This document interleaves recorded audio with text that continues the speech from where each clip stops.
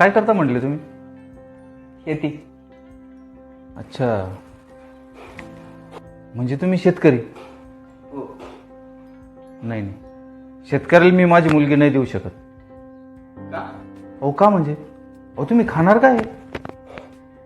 अहो समजा जग जरी उपाशी असेल ना तरी स्वतः पिकून स्वतःचं पोट भरण्याची धमक शेतकऱ्यात असते.